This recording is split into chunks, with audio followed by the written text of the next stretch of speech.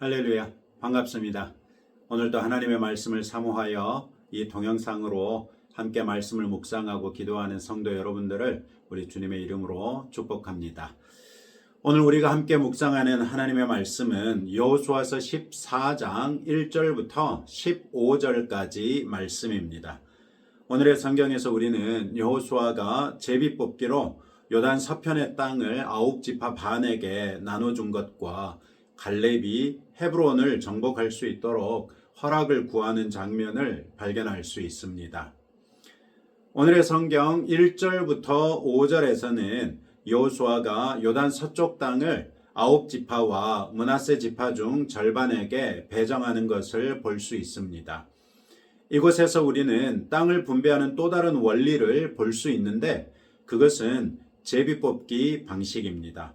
이는 민수기 33장 54절 말씀에 너희는 종족을 따라 그 땅을 제비 뽑아 나눌 것이니 수가 많으면 많은 기업을 주고 적으면 적은 기업을 주되 각기 제비 뽑은 대로 그 소유가 될 것인즉 너희 조상의 지파를 따라 기업을 받을 것이니라 이렇게 말씀하고 있습니다. 이 말씀은 땅 배정의 원리를 규정하고 있는데 첫 번째 원리로는 종족을 따라, 두 번째 원리로는 제비 뽑아 나눌 것이니, 세 번째 원리로는 수가 많으면 많은 기업을 주고 적으면 적은 기업을 주되, 또 마지막 네 번째로는 너희 조상의 지파를 따라 기업을 받을 것이니라 이렇게 말하고 있는 것으로 볼 수 있습니다. 이 네 가지 원리를 더욱 간추려 보자면 결국 두 가지 원리로 귀결됩니다. 첫째는 어제 살폈던 것처럼 가족을 따라라는 원리이고 둘째는 오늘 발견할 수 있는 제비 뽑아라는 원리입니다. 제비를 뽑되 가족 단위로 제비를 뽑아서 어느 한 가정도 누락되거나 소외됨이 없이 공평하게 분배한다는 것이죠.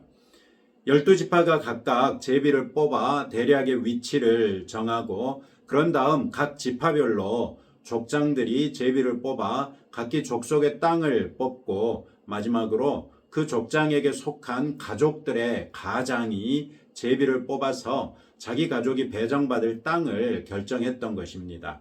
이로써 약속의 땅에 거주하는 약속받은 민족 히브리인들 중 단 한 가정도 누락되지 않고 다 자기 땅을 배정받을 수 있었던 것이죠. 이는 하나님께서 이스라엘 백성의 아버지로서의 책임을 끝까지 완수하시는 좋은 사례라고 할 수 있습니다.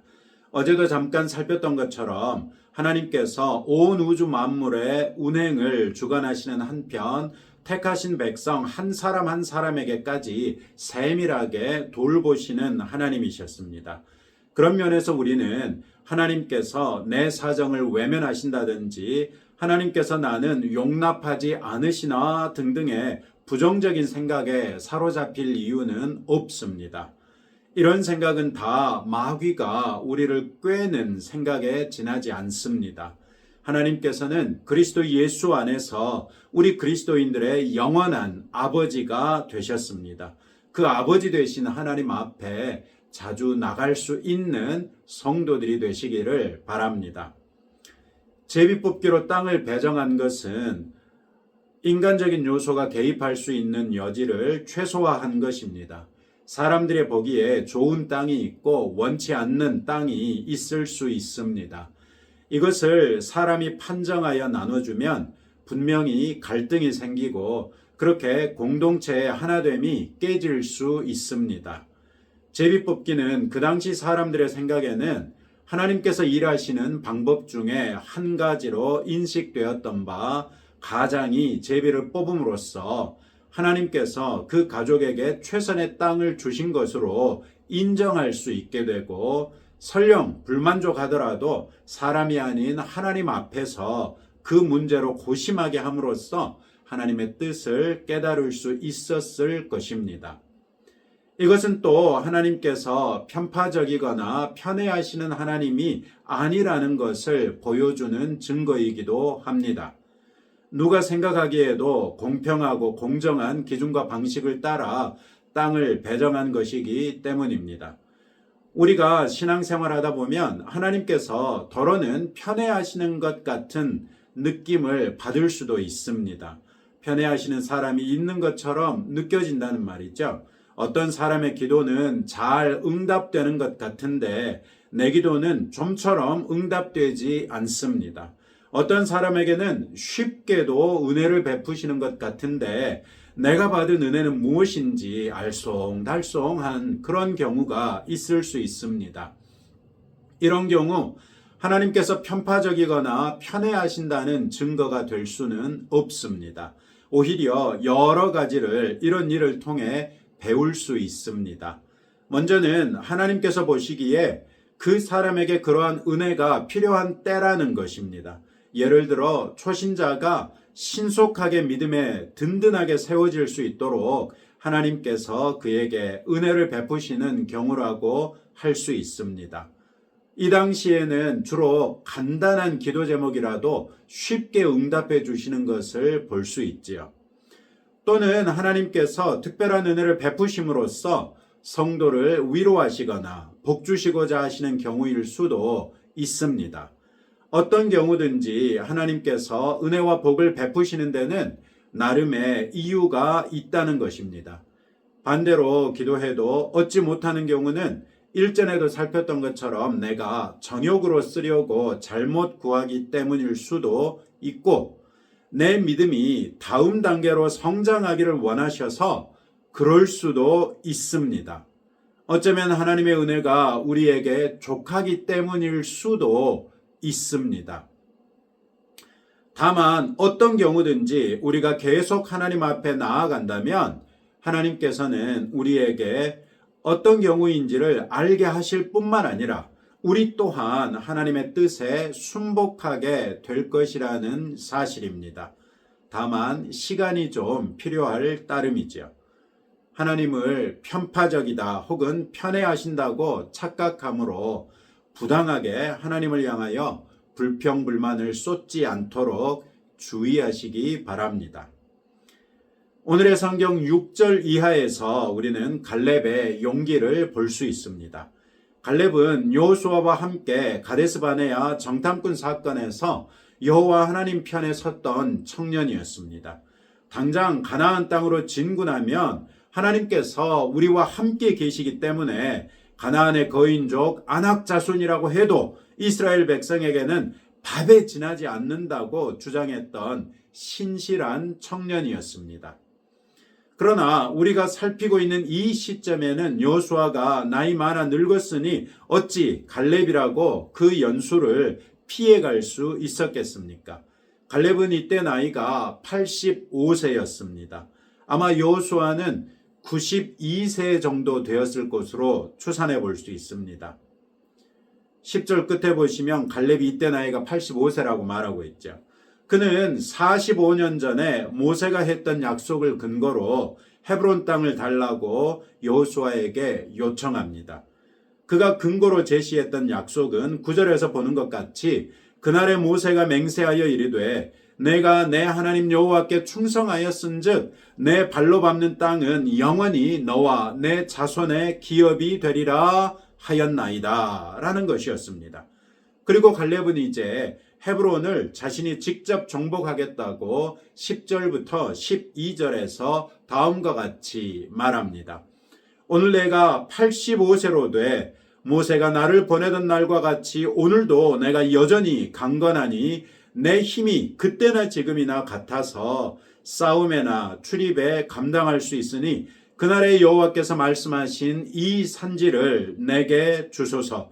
당신도 그날에 들으셨거니와 그곳에는 아낙 사람이 있고 그 성읍들은 크고 견고할지라도 여호와께서 나와 함께 하시면 내가 여호와께서 말씀하신 대로 그들을 쫓아내리이다.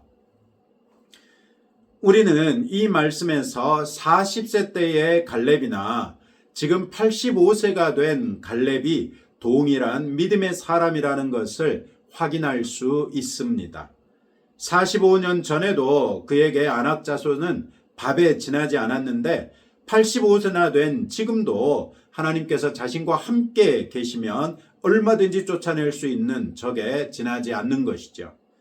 나이는 숫자에 지나지 않을 뿐이라는 말을 종종 하거나 듣게 되는데, 갈렙은 확실한 믿음 위에서 완전히 동일한 믿음의 사람이 되어 하나님께서 자신에게 약속하신 것을 이행할 수 있는 모든 각오와 준비를 완전히 갖춘 모습을 보여줍니다. 이에 여호수아는 갈렙을 축복하고 갈렙이 원한 대로 헤브론을 그에게 줍니다. 갈렙과 그의 가족은 그 땅을 정복하여 자신들의 기업이 되게 했습니다.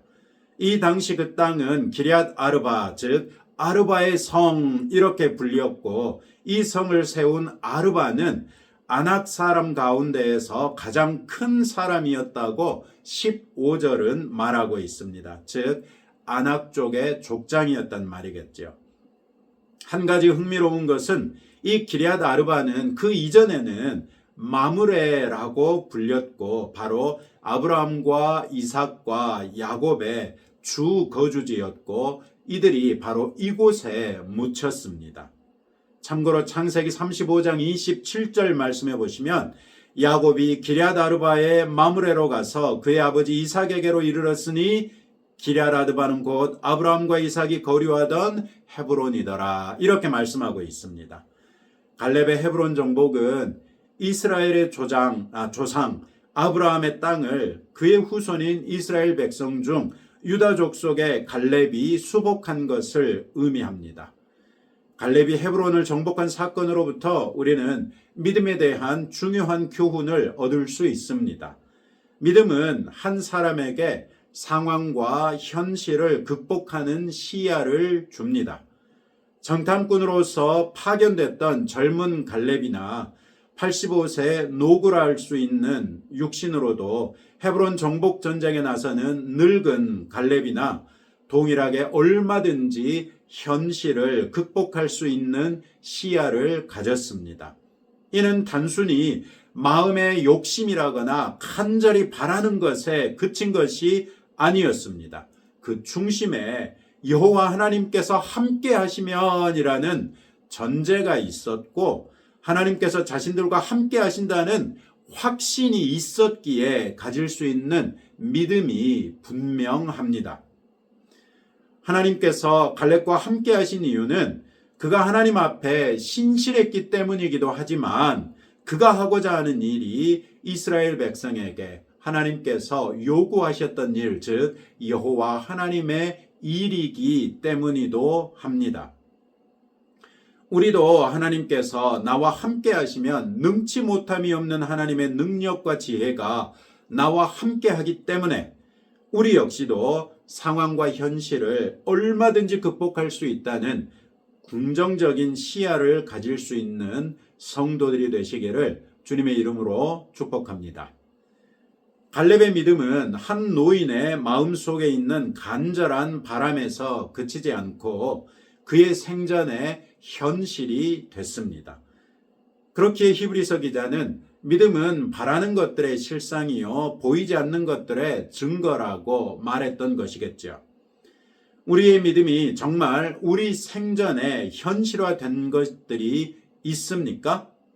아니면 한낱 우리 마음속에 자리 잡고 있다가 언제인지 모르게 조용히 사라져버리지는 않았습니까? 그렇게 사라져버린 것들은 결코 믿음이라고 할 수 없습니다.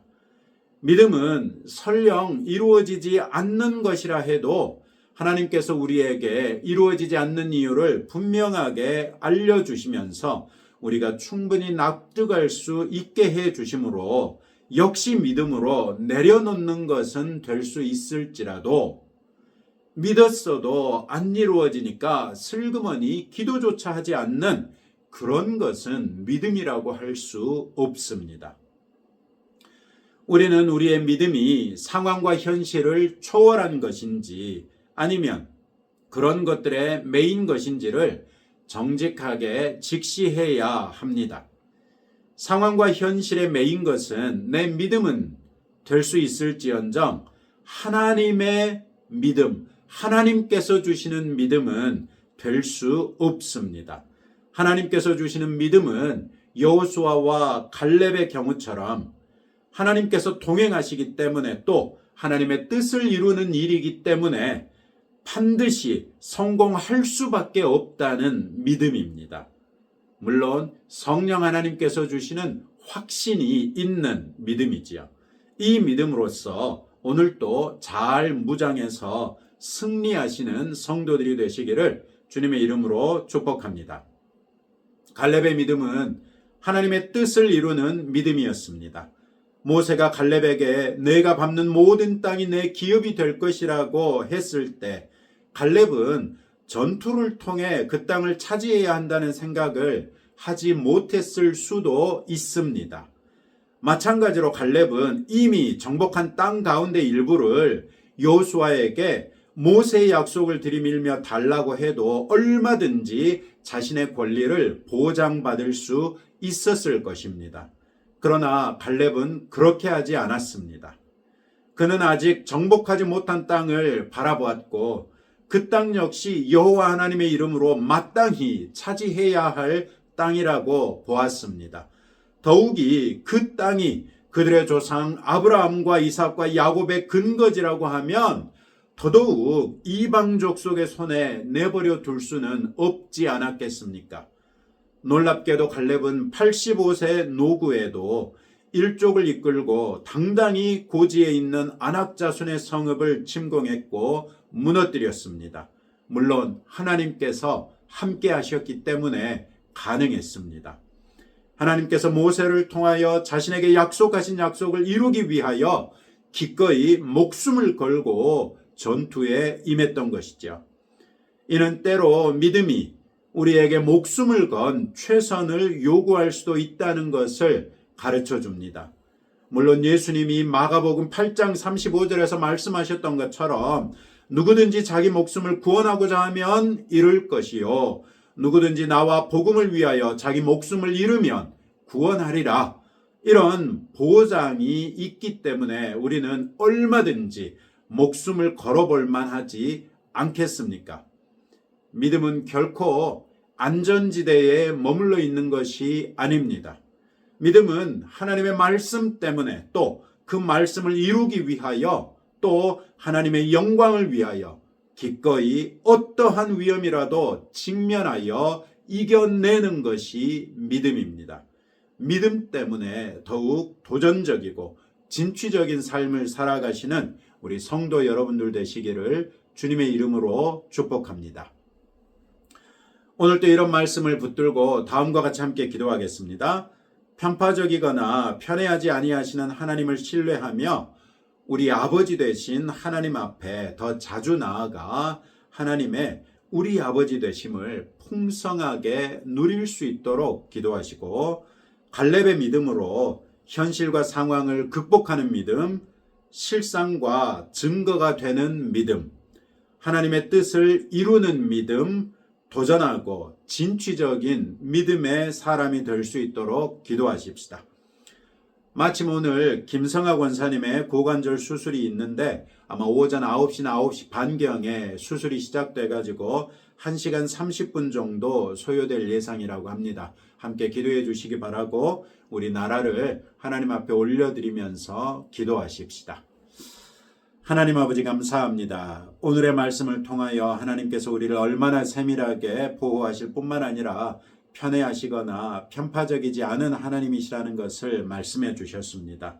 우리가 그런 하나님을 신뢰하면서 우리의 아버지 되신 하나님 앞에 더 자주 나아가게 하시고 하나님의 우리 아버지 되심을 풍성하게 누리며 사는 복된 성도가 되게 하옵소서. 또한 아버지 하나님 갈렙의 믿음을 통하여 우리에게 믿음이 어떠해야 하는지를 보여주셨습니다.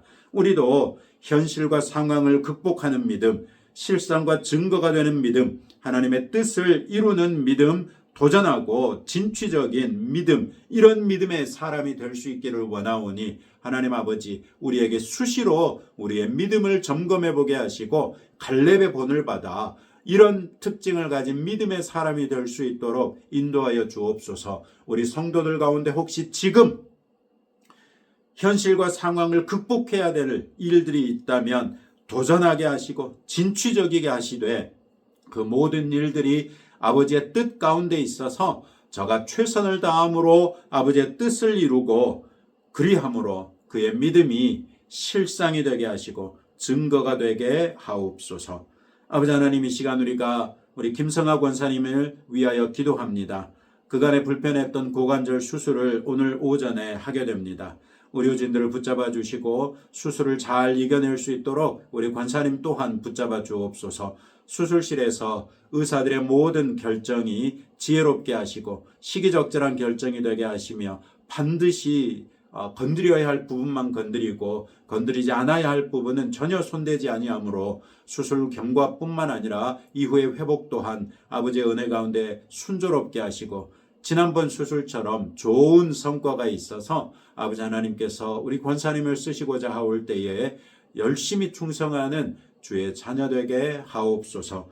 주님, 우리나라를 생각하올 때마다 과연 우리가 눈물을 흘릴 수밖에 없는 그런 입장이온즉 아버지 하나님, 우리나라를 향하여 불쌍히 여겨주시고 아버지의 긍휼로서 우리나라를 덮어주옵소서. 특별히 우리 한국 교회를 붙잡아 주옵소서. 목회자들이 아버지의 말씀 이외에 무엇에 사로잡혀 있는지 보게 하시며 아버지 하나님, 저들이 과연 북왕국 이스라엘의 사람들처럼 하나님을 섬긴다고 하면서도 자신이 알지 못하는 사이에 우상을 숭배하는 방식으로 음란하게 섬기고 있지는 아니한지 주여 우리 스스로 돌아보게 하시며 아버지 앞에 건전하고 건강한 믿음으로 돌아올 수 있도록 은혜 베풀어 주옵소서. 이것이 과연 우리나라가 다시 하나 될 수 있는 첫걸음이 될 줄로 믿사오니 주여 우리 한국 교회가 이번 기회에 스스로를 깊이 되돌아보게 하시며 회개하게 하시며 아버지 앞에 통회 자복하며 또 다른 종교개혁을 이루어 나갈 수 있는 교회 되게 하옵소서. 크고도 놀라운 일을 이루신 아버지께 감사와 찬송과 존귀와 영광을 돌려드리오며 예수님 이름으로 기도합니다. 아멘. 이제 여러분들의 기도 제목 가지고 하나님 앞에 나가실 때 하나님께서 반드시 기도에 응답해 주실 것입니다.